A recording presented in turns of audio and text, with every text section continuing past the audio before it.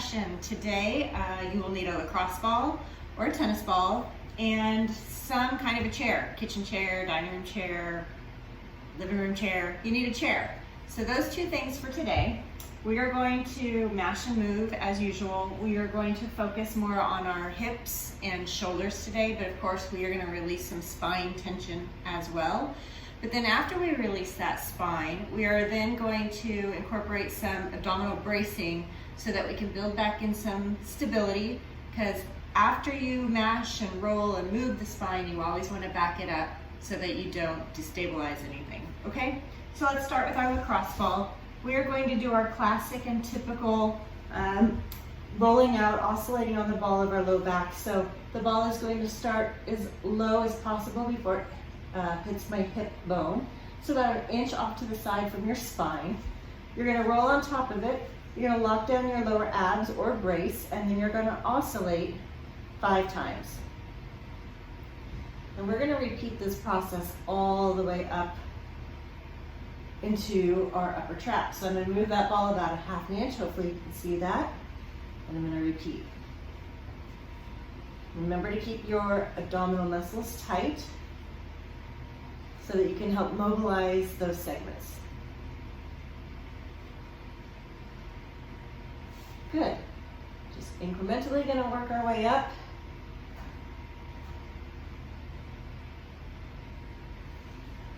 I just hit the base of my rib cage.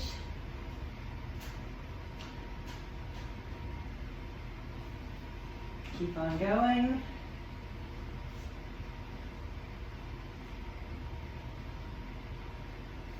Making my way up towards my shoulder blades.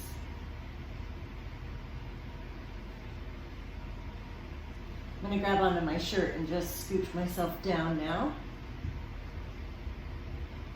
3, 4, 5 oscillations, scooch down again. And now I've hit in between my shoulder blades and my spine. So I'm going to lock down my abs. I'm going to try to get both shoulder blades on the floor. And now I'm going to take that arm across to the opposite hip, and I'm going to bring it up and overhead. And I'm fighting to keep that lower ab contraction in place so that I don't arch in the lower back.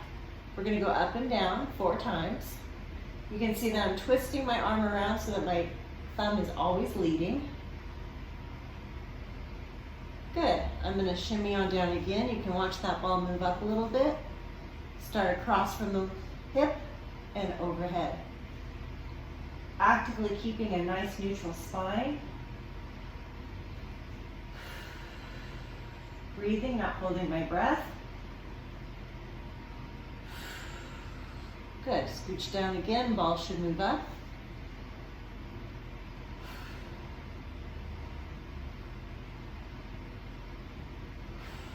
I've slowed it down a little bit.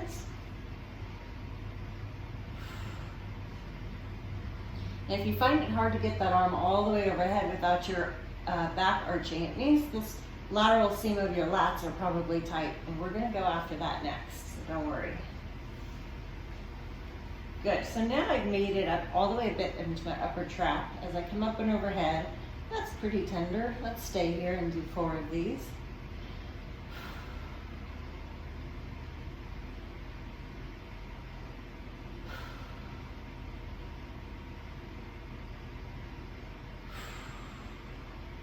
Good. Last time on that scrunching down, that ball is pretty much as high as it can go. So now I'm going to bridge my hips up and back down. We're going to do 5 of these.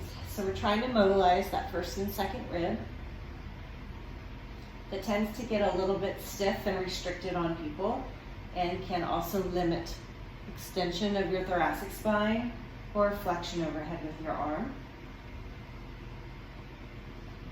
Perfect. So we're going to keep this ball on this side, and we're then going to roll on our side and release the lat. So I'm going to start, as you can see, with that ball just above my armpit. I'm going to rest my head down as much as I can tolerate, and I'm going to shimmy my belly button forward and backwards, meaning my belly button is facing the floor and then it's facing up, which means I'm cross-frictioning this insertion side of my lat into my arm about 5 times. I'm going to move that ball a little bit down, getting more to the meat of the latissimus dorsis. It's a nice spine and shoulder stabilizer. But if it's tight and restricted, it will limit your overhead positioning. Good, so belly button forward, belly button back. I'm gonna put the weight of my head down and make it a little bit more intense. Remembering to breathe as I hold my breath because things are getting tense or intense. Ooh, and now I've just found my little belly, meat belly. Clunk, clunk, clunk, that's great. If the weight of your head is too much, bring it up. And if just body weight here is too much, use your other hand as a kickstand to modulate how much pressure you're putting through there. So now I'm about an inch below my armpit, getting a little bit into the rib cage, the serratus anterior. Nice shoulder girdle, stabilizers. Perfect. Okay. Now before switching sides on the spine, we are going to mash out the right glute, okay? So you can start in a sitting position, get right under your hip and start mashing around a bit.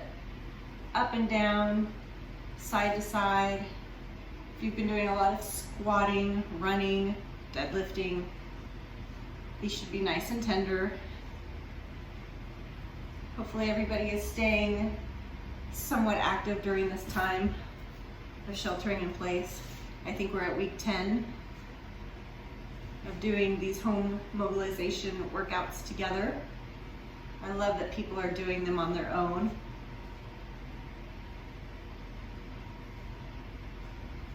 I know we started off strong with these videos. I had close to 70 views on the first two.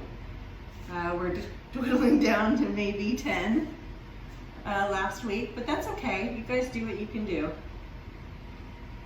Okay, I'm gonna put this on stretch. I'm gonna work my way all the way out to the side.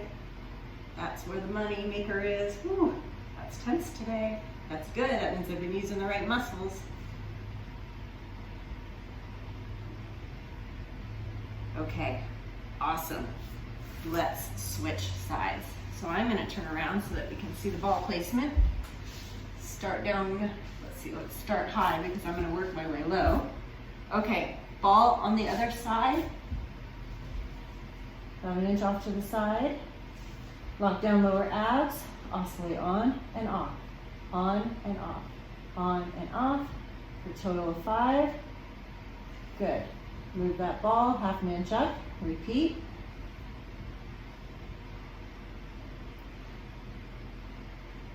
Good. Noticing we're always moving on this ball, we're never camping on it. Good. Mobilization means movement, right? Let's keep moving. Good, making my way up to my ribs, bottom of my rib cage.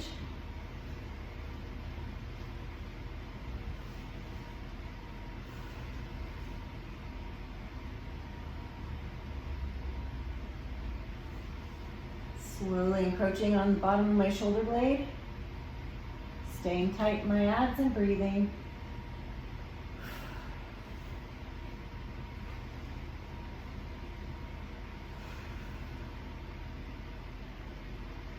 Okay, if you can see that ball, I'm now getting close to my shoulder blade. I think this is the last one before I'm actually in between the shoulder blade and the spine. Yep, and there it gets tender. So let's put some arm movement in there. We're using the ball to tack down the muscle. And as we move our arm overhead, we're stretching this muscle. So it's a tack and stretch. And the ball is also placing that costovertebral joint, right where the vertebrae meets the rib. It's kind of pushing it a little bit into extension. So we're in a good position while we stretch the muscle. Lower abs are braced. Braced just enough to where you have some stability, not enough to where you're holding your breath. For a lot of people, that's a hard distinction. And these movements should help dissociate between keeping abs tight, but letting diaphragm move air in and out. Practice it. Good. Keep going. Up and down with the arm about 4 times.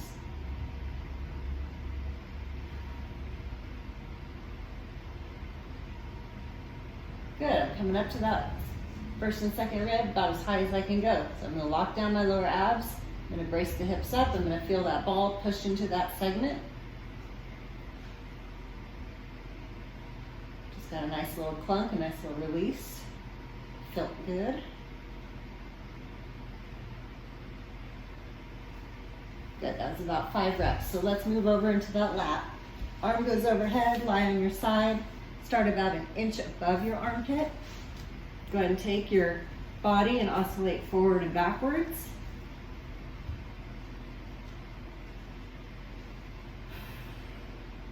Good, bring that ball down a little bit. Just getting in this overhead position on my left side, I'm feeling a stretch. Nice stretch in my lat, a little bit of a stretch in my pec. Must be tight.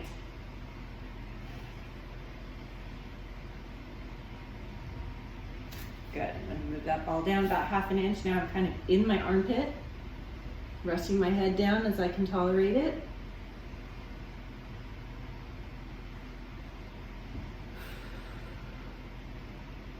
Nice and tender.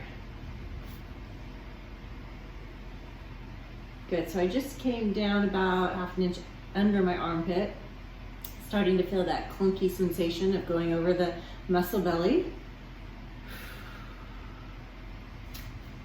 Good. Starting to meet the rib cage a little bit here. 3, 4, 5.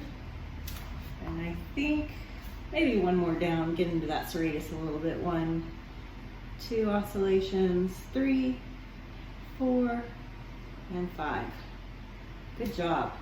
All right, let's not forget that glute. So I'm going to do this one sitting, just like the other side. Keeping those lower abs braced, breathing. Just going to kind of hunt around for a few seconds. Going from the outside towards the sacrum, in and out.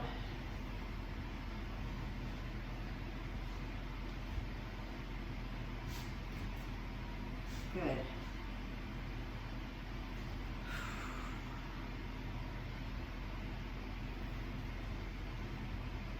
I'm feeling like these muscles were really tight because as I'm rolling the ball through this tissue, I'm kind of getting a surge of warmth, or like I'm releasing some circulation, which means it was definitely time to do this today.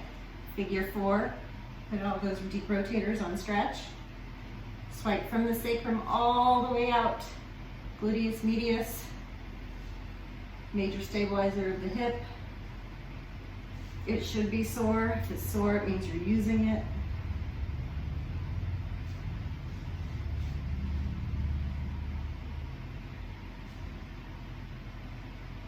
Okay, great job.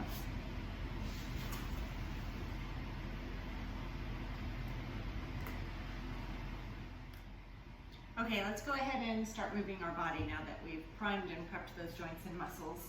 What we're going to start with is cat and camel.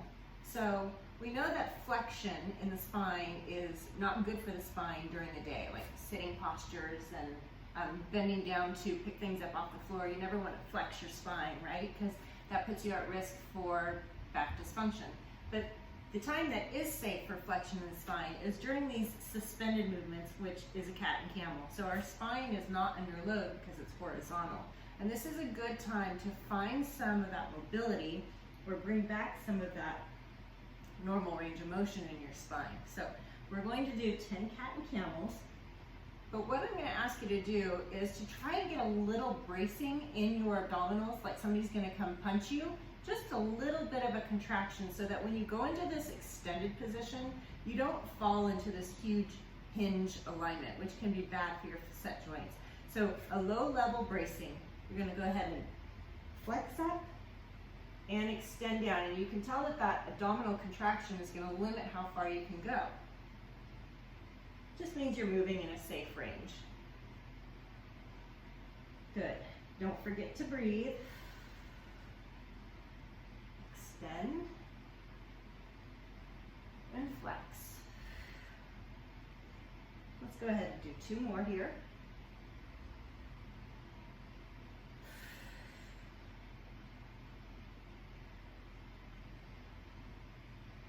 Great. So let's go ahead and bring our hips back to our heels and get into a nice child's pose position. And what I'm going to ask you to do is keep let's do your left elbow stays on the floor. You're going to take your right arm and you're going to thread it through. And you're going to bring yourself into a nice rotation. You're going to rest your forehead on your arm. And you're going to breathe in. And then as you exhale, you're going to settle that shoulder down to the floor. From there, you're going to bring your arm back out from that threaded position. You're going to come behind your back. And you're going to extend and rotate and look up towards the ceiling. Inhale, exhale. And we're going to do 5 of these. So thread that arm through, rest your shoulder down, inhale, exhale. Bring it on out, arm behind your back, and rotate. Inhale, exhale. Good. Let's go again. Move the arm out, behind your back, and use your arm on the floor to push you into a rotation and look away. Good, let's do 2 more.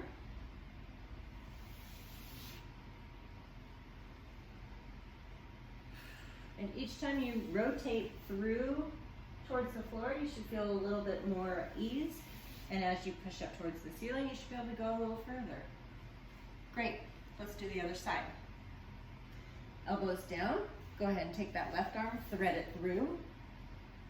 Rest, inhale, exhale.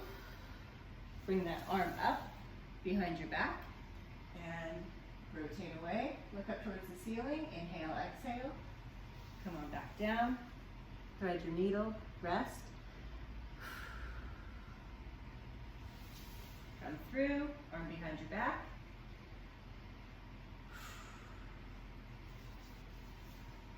Good, 3 more.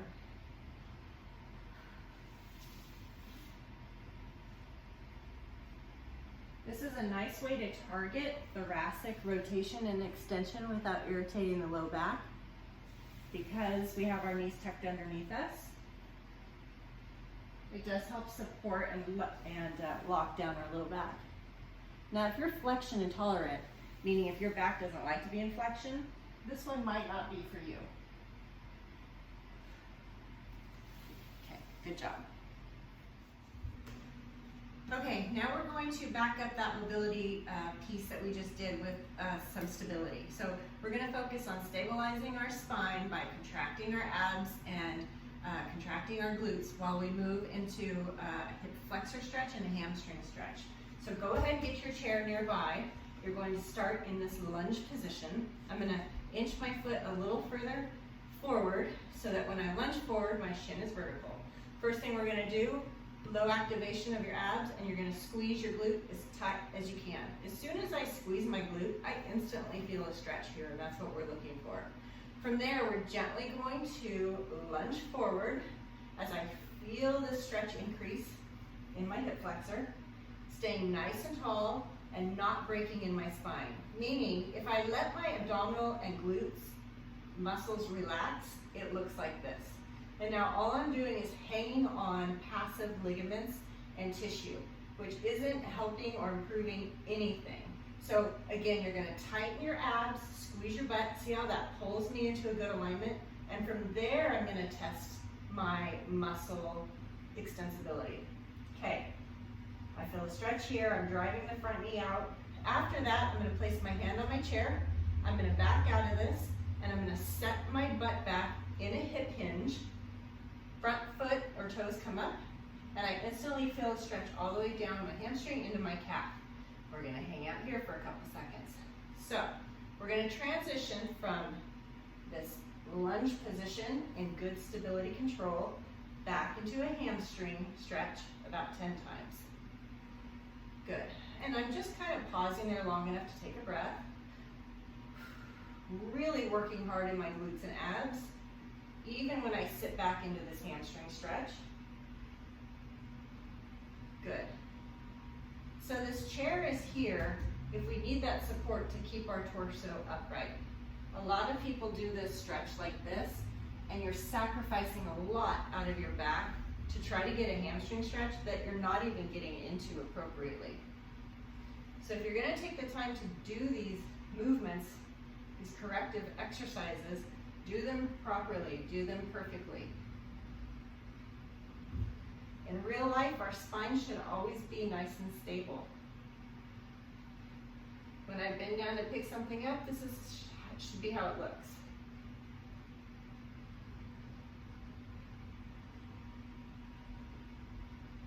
Good job. So on these next 5, you're going to get into that lunge position now that we've perfected it. You're going to bring your arms overhead. And then as you come back into your hamstring stretch, arms will come down. So all we're doing now is we've released those lats for a perfect overhead positioning, and we're just putting it all together. Good. If you're somebody who does split jerks, right, that back leg needs to go back, your spine needs to be in a good stable position, your arms need to be overhead.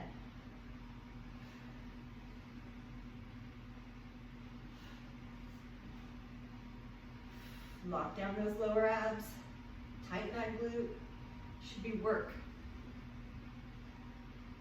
Excellent job. So we're going to switch sides. We're going to do the same exact thing. Let's go through our points. Foot goes a little bit far forward. I'm going to lock down my lower abs like somebody's going to punch me. I'm going to squeeze that glute. I'm gently going to lunge forward. That's tight. That's as far as I can go. And then I'm going to kick on back. My hips are going to hinge behind me. Front toe's going to come up. I'm going to feel that posterior line, get into a nice stretch. Good, stay tight. Now lunge into it. Let that front knee drive out to the side. Lots to think about with these movements to do them properly and safely. And I always think about somebody pulling my head up towards the ceiling or auto-correcting my spine alignment by using my muscles.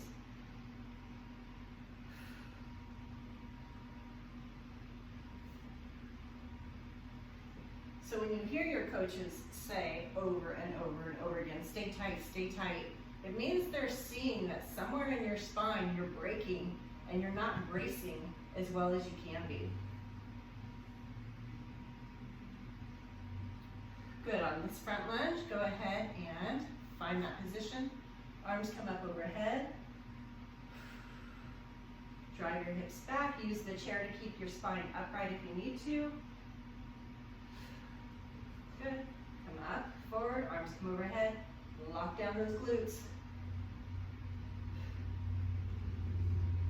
A lot of people notice over 2 or 3 reps that their abs aren't contracted anymore, their glutes aren't tight. It's because your endurance is poor in those muscles. So the more you practice it, the better endurance you get. So constantly cue yourself in every time you get into a shape. Are my abs contracted? Are my glutes tight?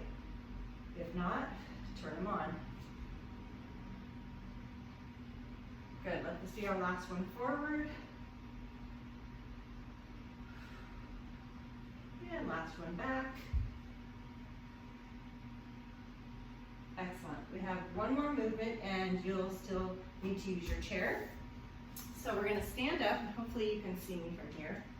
What we're going to end up doing is called a helicopter. We are going to build some hip mobility with control. So this is what it's going to look like. You're going to get in a hip hinge position, almost like you're out there on the baseball field hanging out. You're in that hip hinge position, except you're going to place your hands on the chair. You're going to raise one leg behind you, and from here, you're going to take your belly button and you're going to point it down to the ground, and then you're going to take your belly button and point it up to the ceiling. And we're going to do 10 of these. While you keep your abs tight, what we're doing is taking that ball in the hip socket and we're rotating it into internal rotation and external rotation. And this should be a bit challenging. Good job. So, what is required here? A lot of stability. And what are we fighting for? Hip mobility. They go together. Excellent job, you guys.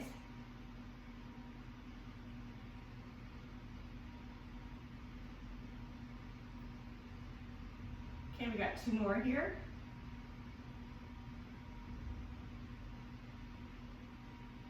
And last one, you should feel those muscles getting a little warm. They're working.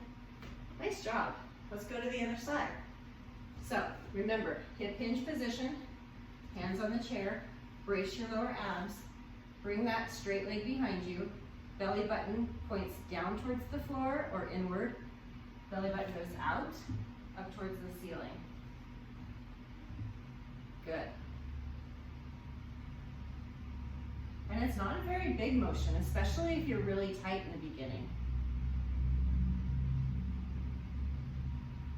Good, here's rep 4.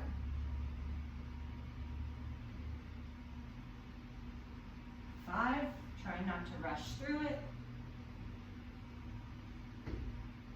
6, lower abs are engaged, mine just turned off, I had to find them again. 7, 8, my standing knee is a little bit bent. Good job. And let this one be our last one. Good job, you guys. That was a great class. Thank you so much, and you have a great weekend.